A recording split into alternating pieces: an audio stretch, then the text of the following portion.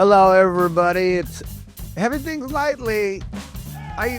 This week. So I was having thoughts. Which is a thing. Everybody's got those, and then what you do sometimes, you go like, "That's a bad one," and then you put it aside. Well, I had a bad one, but then it manifested itself into the first episode called Pets, and that stroller idea. And this is the second episode. This is part 2. This is okay. So maybe we got pets and strollers, but maybe that's not so weird. Maybe they had pet strollers in the ancient world. Today we investigate. Yeah. But I just want, again, let's just start on heavy things lightly. Guys, I just want to start again because there's going to be pet mafia. There's going to be people who love their pets so much that they buy guns that have scopes, and they're going to perch right outside my window. I'm looking out there now. And because of the things I might say about pets, they will decide to take human life. Is that too strong? Do you think that's too strong? Do you think I've gone too heavy in my fear of like a pet assassin? I feel like Jason Bourne. I feel like their MK Ultra has produced assassins who kill because of pet infractions. I'm getting a notice from my editor right now, Andrew, that he cannot come on the call. That changes things. It's like I suddenly become afraid to continue, and I'm going to. It's the kind of person I am. So I gotta do this. I gotta say this. And it's important. I owned a Great Dane. I killed the Great Dane because she was old and had cancer. The same Great Dane that I owned and called my bestie. Okay, she's not my bestie. She was my bestie. No. It's a toss-up. When Uncle Seth gets crazy, then my dog was my bestie. But because sometimes he says stupid things that deserve death. Do you guys have a friend like that? Where you're like, that was my friend until only moments ago. Now I must put an end to them. Okay, it's not that strong with Seth because he's funny. You guys like the laugh? Do you like the laugh? And sometimes you have to. Let's get started. Pets, part 2, pre-Enlightenment pets. So I think the most important thing to think is we got to go on a little journey, but I'm gonna tell you how the journey ends. I'm gonna tell you, like right now, how the old world story ends and the new world story begins. Are you ready? So to do that, I'm gonna show you a video. That's what I'm gonna do. It's the kind of person I am. Andrew, cue up that video. All right, cue up that video. All right, here we are. This is from PETA. PETA's very new world. PETA is with People for the Ethical Treatment of Animals. PETA put out a video. And here it is. It's called "Are You Dissecting Your Dog?" Here it is. Thanks for helping me with Here my it is. biology assignment, Leslie. Oh, Hopefully he won't nice. become a biology assignment. Hopefully he won't become a biology assignment. More than 10 million Yeah. animals are used for So this is nutty, dissection right? every year. On its website, the largest dissection supplier sells dead birds, cats, cows, Whoa. frogs, fish, lizards, minks, mice, pigs, Lizards, rats, minks, sharks, mice. sheep, snakes, and yes, dogs. That's awful. That's awful. That's awful. People dissect dogs in school? That's risky. Yeah, you get like an 8th grader and he's going to open it up. Nobody wants to cut open a pig, much less like Rufus, your dog. I don't know. Seems iffy in today's pet stroller society to do that. It seems like you want to get fired from your local board of education. Like you want to exit the school. Hey, throw in some puppies into my dissection bag. Signed, science teacher. That's not a good move. But you're going to dissect something, right? Of course you are. Unless, of course, you're from the old world and maybe you have, I don't know, something like an orthodox disposition that maybe says something like, I don't think we get to cut it open just because it's dead. Feels off. I know all of you are like, well, how would we have scientific progress, John? Well, I don't know, but I can tell you how the story of the old world in pets, which I'm about to tell you, I'm going to tell you how it ends. I'm doing like that cool movie thing where they tell the story by starting at the end. And here's how it ends. 1640, René Descartes. Yeah. Guess who dissected pets? René Descartes. The ultimate light person, the person in search of truth, he dissected dogs. But here's a twist. If you're around a child, hold their ears. Because he would dissect them while they were still alive.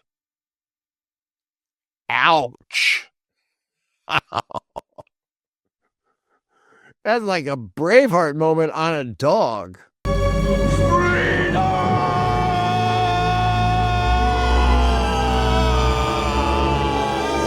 Why are you doing that? What? Do you know why he did it? This is the best. This is right now. People are going, it's not the best. It's not the worst, but it's the best. Here's how it's the best. Are you ready?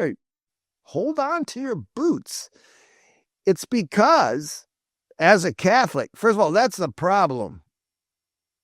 What are you doing, Descartes? If you're Orthodox, you've heard of innovations.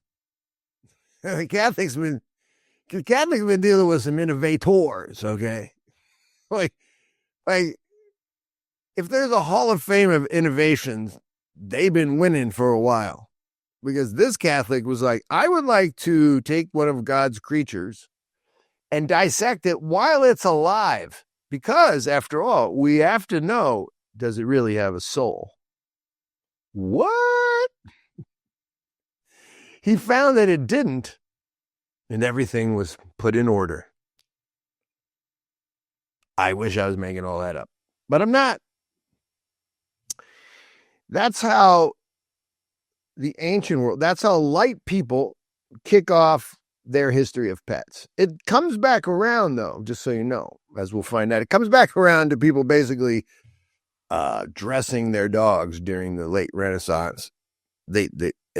And during the Enlightenment, creating golden collars and literally having contests so you can create the most bejeweled dog collar. So it's a lot of stuff going on.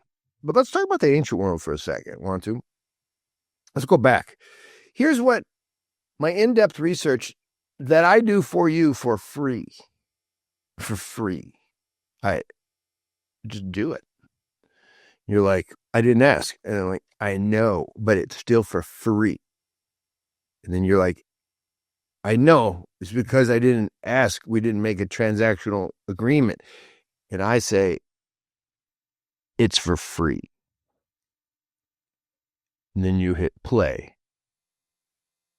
This might be a good time for me to do a commercial for First Things. Okay, all right, here we go.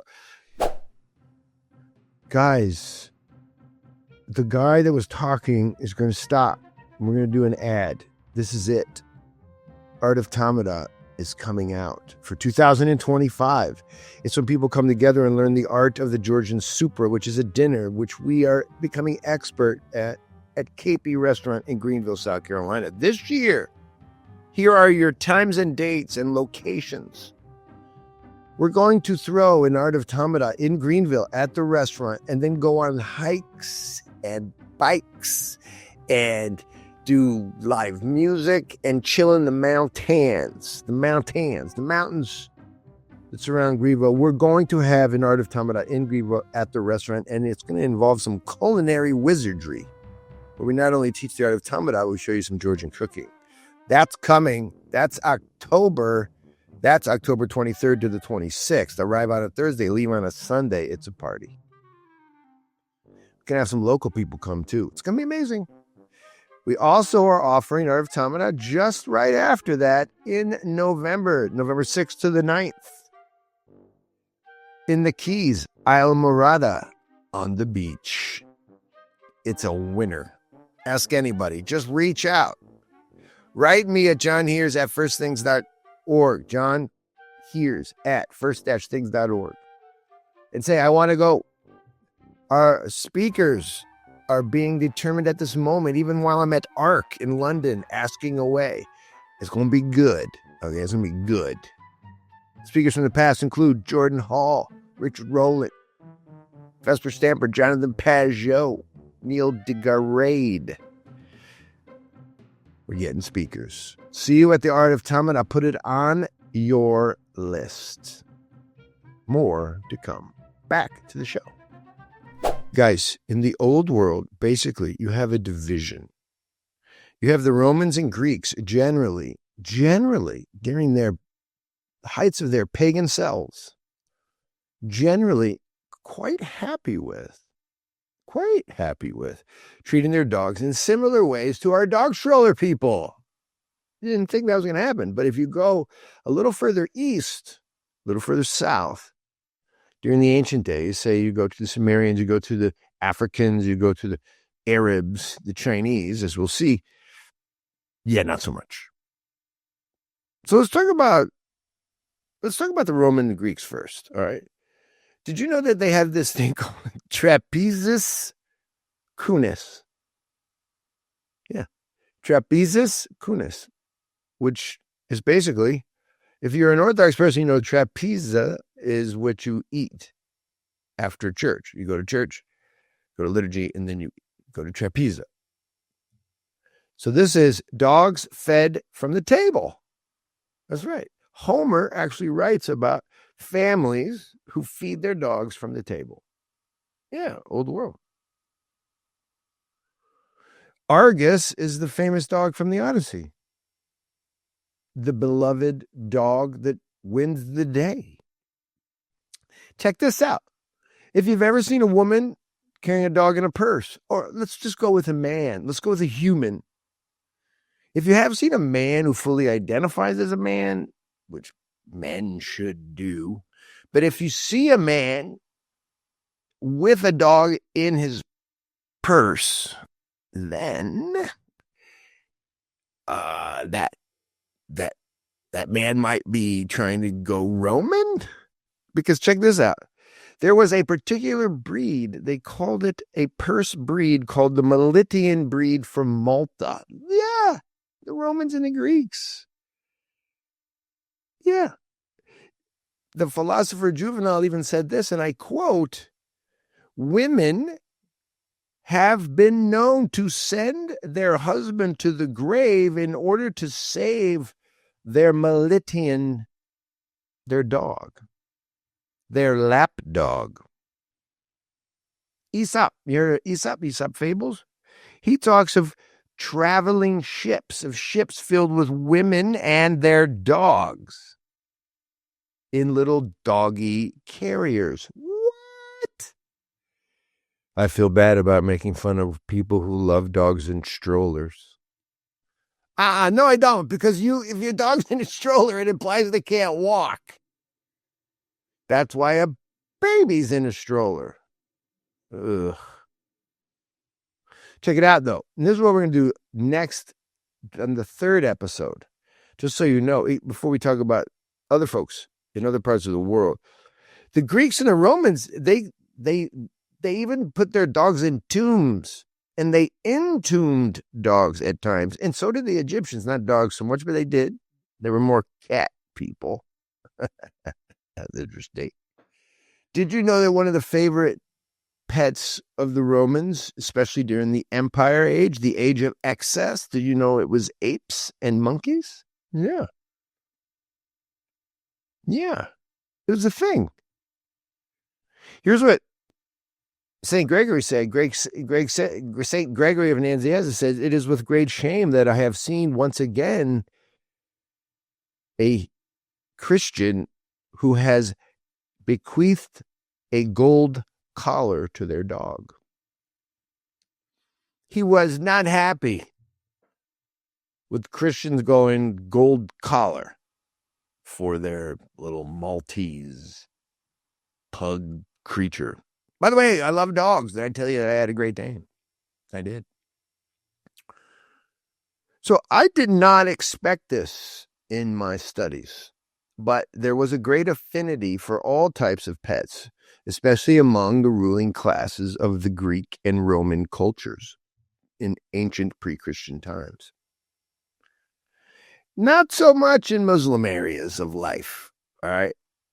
Not so much with the Mayans in Central America, not so much with the Chinese. So the Chinese had basically in their ancient, it's called the Benkao Gangmu. Benkao Gangmu. It's the ancient medicinal book of cures. In that book, dog and dog meat and dog flesh and dog veins and dog blood and dogs, right? Dogs basically had three purposes. Watch dogs, barking dogs, which I don't know about their categorization in ancient times. Seems like the same dog to me. Watch dogs, barking dogs, and eating dogs. Go back to China. Africa, apparently, here, I'm going to do a testimony to Wikipedia. I just want to stop for 1 minute and talk about about Africa before the Enlightenment. And apparently, Wikipedia, I've been to Africa, East Africa, West Africa. I've been to an extended time in Ethiopia, extended time in Mozambique, South Africa, and in West Africa, Mali. If you had told me what Wikipedia is telling me, here's what they're telling me. There's like 28 breeds of African dogs. If you had told me that there are 28 types of African dogs, I would have told you that you are a blind person. Because every African dog is exactly the same. It's just the same. Oh, by the way, I want to make a toast. I want to make a toast to the creative nature of pet ownership and how, as pet owners, we really do so many things to our dogs to make them close to us. Some of those things are creepy. Gaggy Marjos. That's a terrible toast. Gaggy Marjos. If you're new to the show, you're wondering why I stopped and drank and toasted. It's because in our work, we have a restaurant that is a nonprofit, and that nonprofit restaurant does the Georgian feast called the Supra. I am one of the Tamadas there, and I just toasted you. So I toasted to pet ownership and the creativity of it, and then I basically slurred pet owners. I'm sorry. There's a Nyan Zandi dog. That's Central Africa. I'd never heard of that. This is Wikipedia telling me. There's the East African dog. That's a breed. There's the Bagirmi dog, a large dog with piebald color named after Bagumi Department of Chad. I actually think there's somebody who was so woke that they were like, we need to make sure that everyone doesn't think there's just one kind of dog in Africa. What? A Vuvi. That's a pariah type village dog from Ghana. Okay, so here's the deal. All dogs in Africa are pariah types. Nobody's like, hey, let's let this dog into my house and hang out with my dog and cuddle with him. Now, I'm going to, again, right now, half of Africa just turned off the show. I get it. People have done dog things in the last 20 years since globalism has gone full bore. I get it. there's never one thing. I'm aware of that, but in general, especially outside of any city, but really actually in the city, people don't like dogs because they're in Freetown or Bamako, or it's not like, hey, look, I'm in Addis Ababa, therefore dogs have become beloved. That's not how it works. Well, there's a samaku. That's a ratter from South Africa. It's used for cleaning yards or scavenging waste. Again, that's every dog in Africa. I don't know how to explain it to you. I was disappointed with that Wikipedia site. You talk about look at what's going on. People losing their jobs. USAID is doing all kinds of just terrible, like there's hits being put out by the CIA. The KGB has infiltrated everything. And what's worse than all of that is somebody took it upon themselves to go onto Wikipedia and lie about dog breeds in Africa. Can I continue? The Mayan people, they basically had 3 types of dogs. Dogs that barked, dogs they ate, and dogs they sacrificed to the gods. Here's one that's very interesting. Islam. Basically, Saudi Arabia or any other place like that. Basically, they don't like dogs. I don't know what to tell you about it. I actually found a conversation between a guy online where he was literally proving to his Muslim friends in America who had really enjoyed pet life, let's put it like that. This cat was trying to disprove their like Quranic innovations. Really should share this with you. Basically, he was like, the Quran does not say that, the Quran does not say this. And then it was citing all these hadiths about how Muslims don't like dogs, including this one. The angels of mercy don't enter a home that has a dog. Wah, wah, wah. Don't have a dog, man, if you're Muslim. It's not cool. Your prayers won't work if a dog crosses in front of you while you're praying. Now somebody's going, I can't believe you're saying this about Islam. Or they're saying, I can't believe you're saying this about Islam. You are a kafir. Listen, it's not what's happening. I'm not coming at Islam. Islam is pretty clear, though. Muslims they're not cuddling up with your average Jordanian walking around dog. Right? It's just not first on the list. Okay. It's the same for black folks in the States. Don't try it, black folks. You know what I'm talking about. We got 10 black families in America. There's not like 9 of them just clamoring to go get a little cuddly pet. Sorry. I'm not saying black folks don't have pets. Part 2, pets. The thing that got me canceled. I'd like to finish this. I would call this brilliant podcast. I would call it. If I didn't hate NASA, I would call it NASA-like in its genius for expertise in the spoken word. You guys know Hank Hanegraaff? I met him recently. He's amazing.